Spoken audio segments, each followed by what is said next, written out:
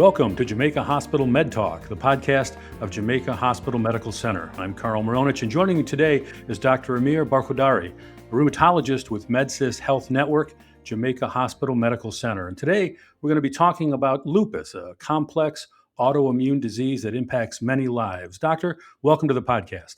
Hello, Carl. Thank you for having me here. Yeah, and we're going to be talking about lupus. So maybe let's start with just a definition of what lupus is and what impact it has on the body. So, actually, I wanted to start with the meaning of word lupus.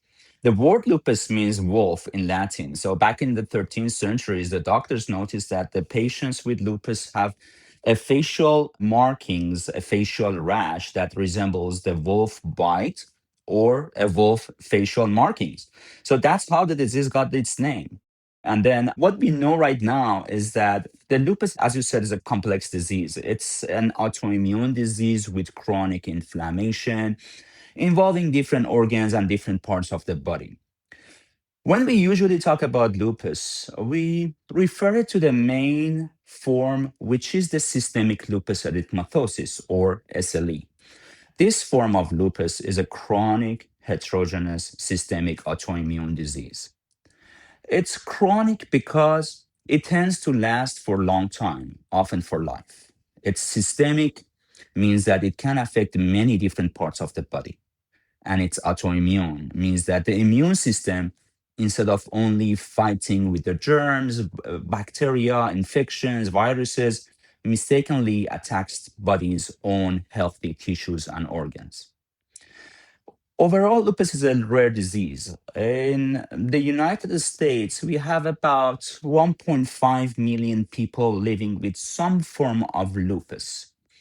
And out of those, roughly about 200,000 have confirmed systemic lupus erythematosus, which is the main form of lupus. Yeah. And doctor, does it affect men and women equally? No. There are many different risk factors that can prone someone to be more at risk of lupus that we are going to go over them very soon. Yeah. And how does it manifest, if you will, or present in patients that are developing lupus? So there are different symptoms, depends. Some patients may have mild disease with very non-specific symptoms. Some of the patients have very, very severe, complicated symptoms involving multiple organs and even sometimes life-threatening organs. So it's a one disease, but with the different manifestations, individual, everybody's different, and it's a very complex disease as we discussed. Yeah. So initially, a patient may be feeling some kind of way. They are likely going to start with their primary care physician, who might pick up on some of these things and ultimately refer them to you, a rheumatologist. Is that how the process would go? Correct. Yes. Usually the patients would definitely reach out to the primary care physicians with many different symptoms and complaints. And usually the primary care providers screen them. And if they have suspicion for autoimmune diseases, including lupus, there are some initial tests that they can start with, or they will refer the patient to a rheumatologist who's a specialist that deals with this type of diseases.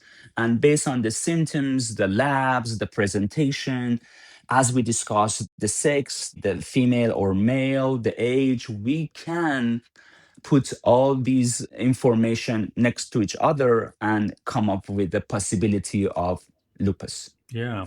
Well, doctor, maybe we could talk a little bit about the signs and symptoms and how it might develop in a patient.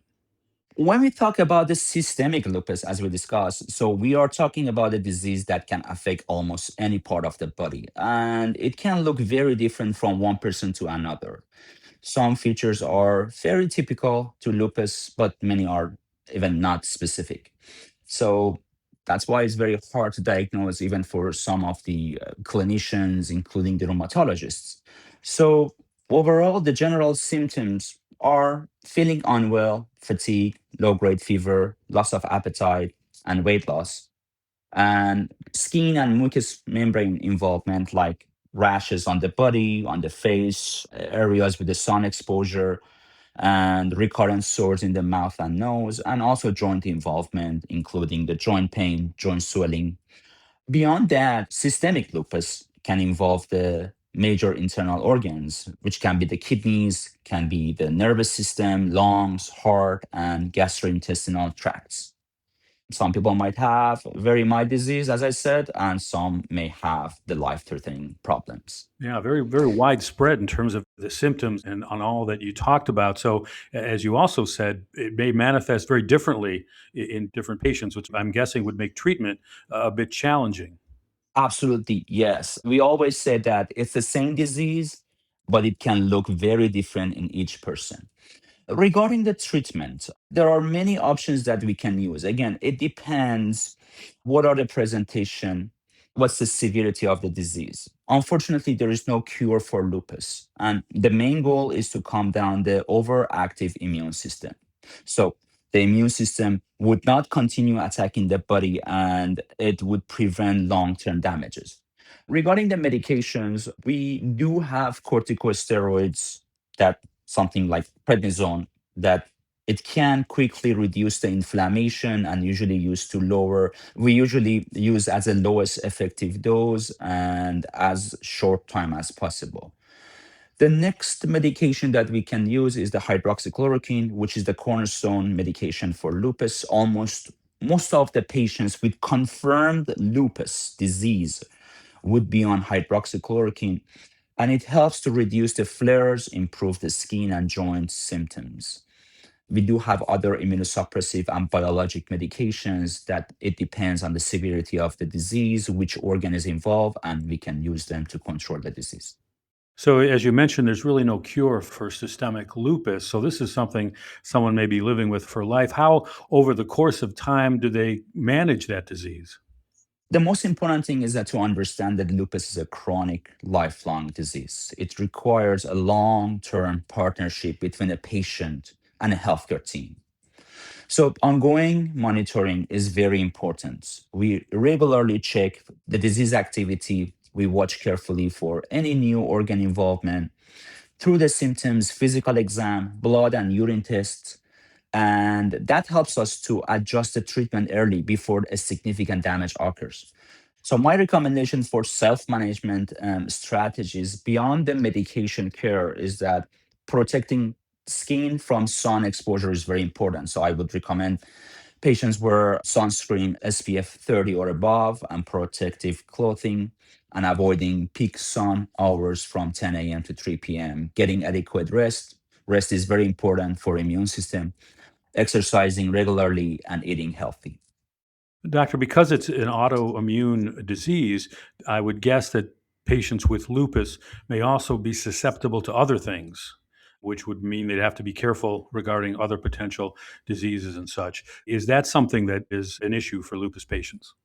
So we always have overlap diseases. The autoimmune diseases is a spectrum of diseases that patients may present with different symptoms. And when the rheumatologists put them together, they can come up with the diagnosis of these autoimmune diseases like lupus.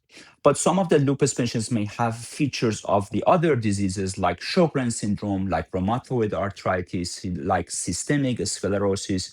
And again, based on the symptoms, we will define the disease. We sometimes call the lupus, sometimes we call the patient has lupus with overlap syndrome. But again, as I said, every patient has a different presentation, and the treatment also would be different based on the presentations. What are individuals who may have a family member that has lupus and therefore they're close to their family and they maybe even some form of caregiver? What recommendations would you make to them? If we want to talk about the risk factors, I have to mention that, as we know, women are the majority of the lupus patients. So 90% of the patients with lupus are women, and in the childbearing ages from age 15 to 45. And some ethnicities also are more at risk of getting lupus, like non Hispanic Blacks, Hispanics, Asians, and Native Americans compared to the white population. As you said, the family history. The family history of lupus or any other autoimmune disease increase the risk. But not everyone who has a family member of lupus would get the disease. It's not inherited. Basically, as I said, it's a heterogeneous disease. There are many, many different factors that play a role for someone who's susceptible genetically to end up getting lupus. Yeah. A lot of great information, Dr. Barkhodari. Thanks so much for joining us today. Anything else you want to mention to folks who may be listening and who are battling or have a family member that has lupus? Absolutely. I would like to emphasize that any patient with lupus should have a close partnership and close follow up with the rheumatologist to make sure that the disease is controlled. This is a chronic disease that might have very silent, continuous damages and joint and organ involvement without having any symptoms in a real life. And the doctors, the rheumatologists, have to do many tests to find out that everything is quiet and controlled. So the close partnership with the rheumatologist and the primary care doctor would be the best recommendation that I have for the lupus patients. Dr. Amir Barkhodari, thank you so much for joining us and again sharing all that very helpful, important information. That was my pleasure. Thank you so much for having me. For more information about the services Jamaica Hospital offers, visit our website at jamaicahospital.org/podcast. If you enjoyed this podcast, please share it on your social channels and check out our entire podcast library for topics of interest to you. I'm Carl Maronich, and this is Jamaica Hospital Med Talk. Thanks for listening.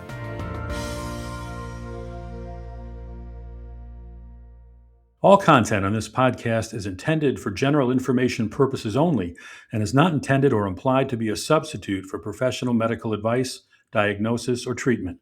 Please consult a medical professional before adopting any of the suggestions discussed on this podcast.